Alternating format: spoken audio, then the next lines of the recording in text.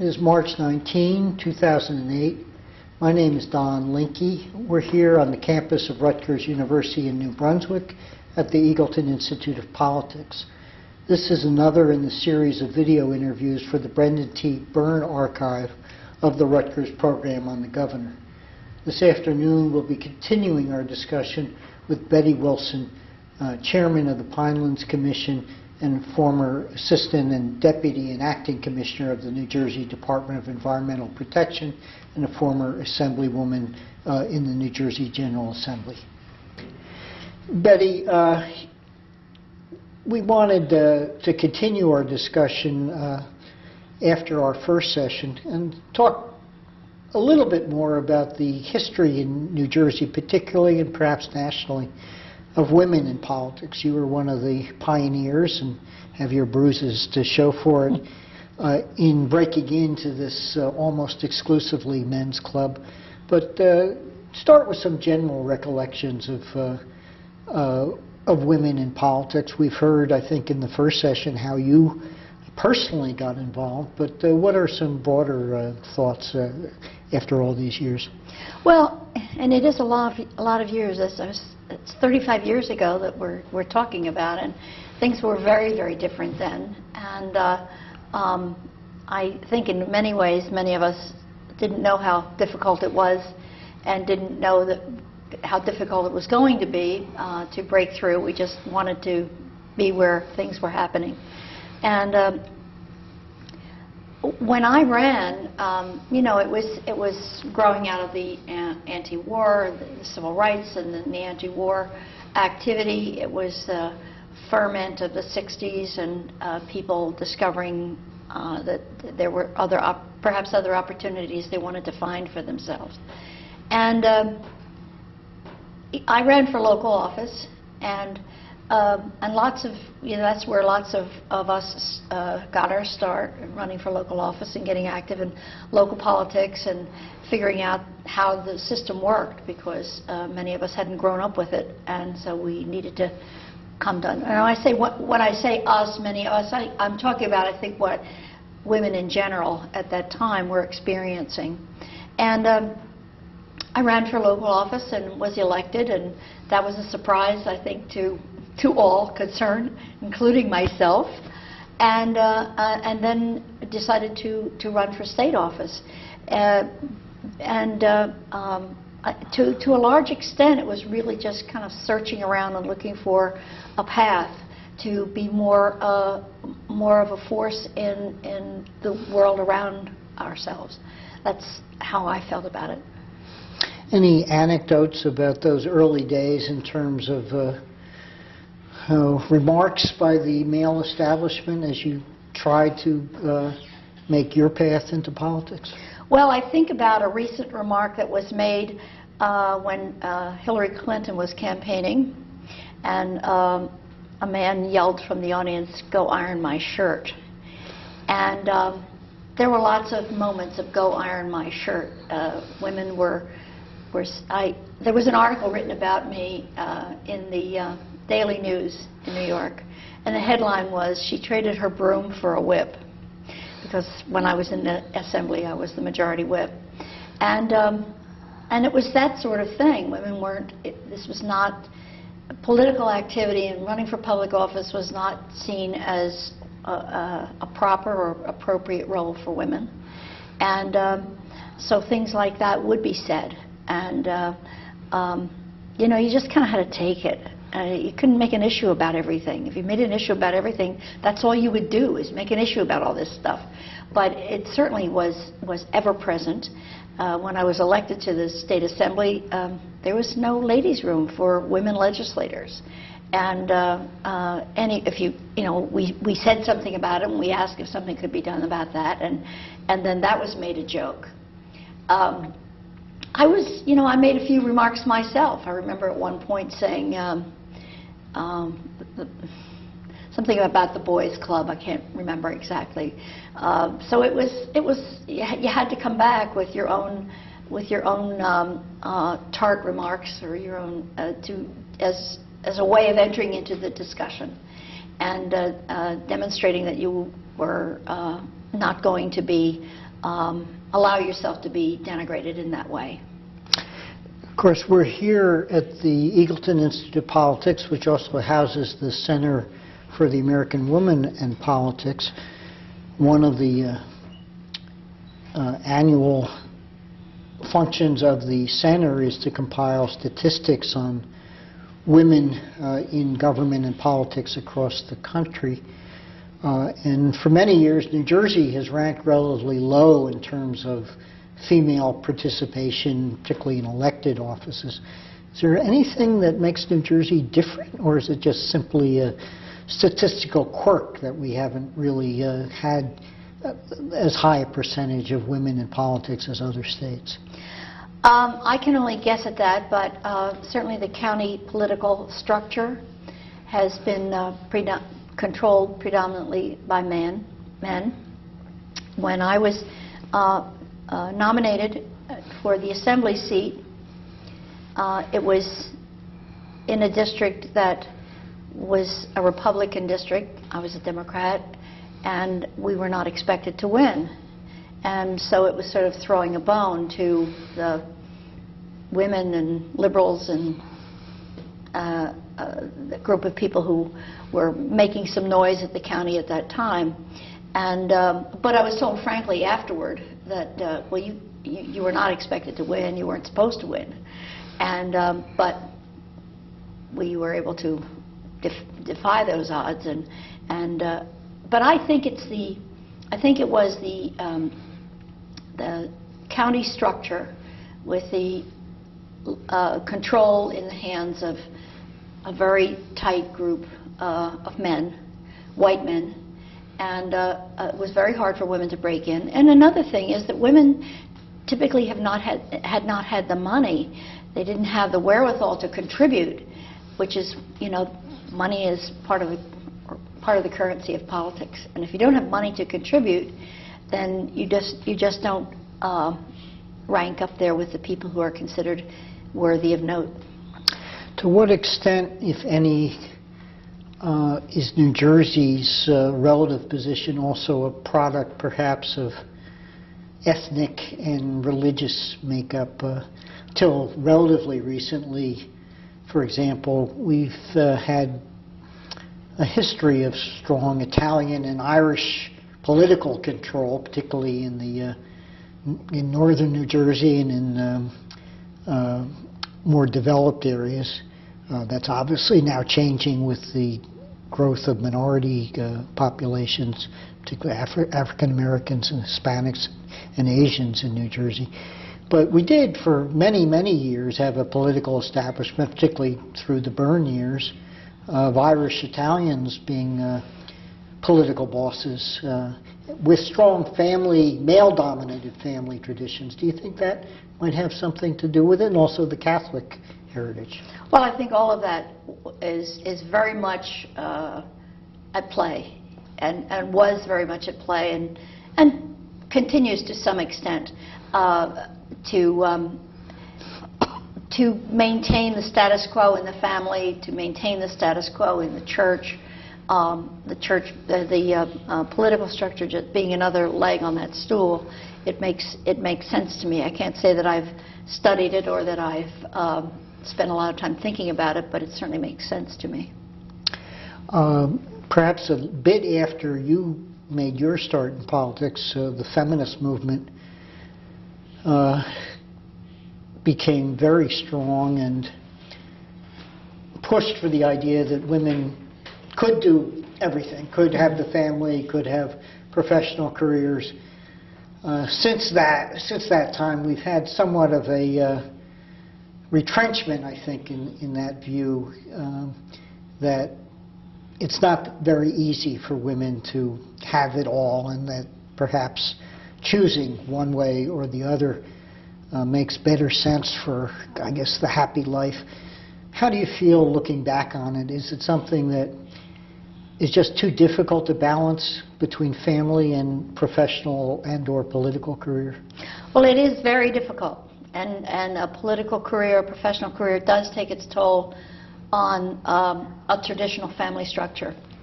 There's no doubt about that. The notion of women having it all, for me, means you can have it all, but maybe not all at the same time. That there are times when you may be more concentrated in one area than another. And, but these are all very, very individual decisions. I think the waning, if you will, of the women's movement came as much from the belief from younger women that the fight was over, that they have equality, and that this is something that their mothers and their grandmothers did, but that it wasn't necessary for them to do, or even important, and to some extent they just bypassed it. I think that when there are painful reminders that occur in contemporary days, it comes as a shock to women who thought that all that was settled and all that was resolved. So I think that these things they're ebbs and flows, and I think about the candidacy of Hillary Clinton for president, and I think that the people who support her seem to be her base and core of support are often women who have experienced the discrimination against women and the limits on their opportunity, and the younger women perhaps have felt that that was old hat and that was no longer of urgent interest. I think that I wish that were true. I wish that I believed that were true, that it was all taken care of, and that equality and equal opportunity was a settled matter, but I don't believe it is. Well, let's discuss Hillary Clinton's candidacy in a bit more depth, and perhaps with the benefit of your own personal experience. Some people say that one of her problems is that she has to come out so forcefully to sort of counter the idea that women cannot be strong leaders, that the flip of that is that she seems cold and aloof and doesn't connect with people, particularly in comparison with her primary opponent, Senator Obama. Do you think that's a fair rap? Well, I think what happened with Hillary in the very beginning was that she decided she had to be a certain way to give the voters confidence that she could be commander-in-chief. And I think she succeeded in establishing that. And I don't think that anybody seriously questions that anymore. But there is some of the association, some things, personal qualities that became associated with that she does labor under. Some of it is her own personality. I mean, she has her personality, and I think that she's more of a policy wonk than perhaps some others might be. And sometimes that appears as a distancing or as a coolness. But, it's sort of you're damned if you do and you're damned if you don't. If she shows personal feeling and emotion, then she risks being labeled as being too soft. And if she comes off as tough, then she can be labeled as hard and cold. It's really the double bind that women suffer in all sorts of professions and endeavors. No matter which way you go. So I think that, for people in general, that's something that women have to deal with, and I have no formula for how to deal with it, but I think that it has played itself out in her campaign, the way she presents herself. How did you handle that in your own political life? Were there times, either in the Assembly or in your state government positions, or even your current position as chair of the Pinelands Commission, where you thought to yourself, well, I can't show emotion because that will make me seem too feminine or too much of a woman, or that it is not suitable to the role I'm playing, which is a traditional male role? Well, I certainly dealt with it. And I dealt with it in different ways, depending upon the circumstances. But it's the old double bind, and you try to figure out what to do in any given situation, depending upon what's going on. Women in power are threatening to some people, and there's not much you can do about that. If people feel threatened, that's sort of their issue, not yours. But you ends up the consequences. You have to deal with the consequences of that. And I guess if I erred probably too much on the side of being outspoken and forthright. But that's kind of who I am, and that was what I felt comfortable doing, and wasn't able to contrive another system. What advice would you give to young women now who are sort of considering a political career, particularly if it's one where they would have to balance family life with their politics?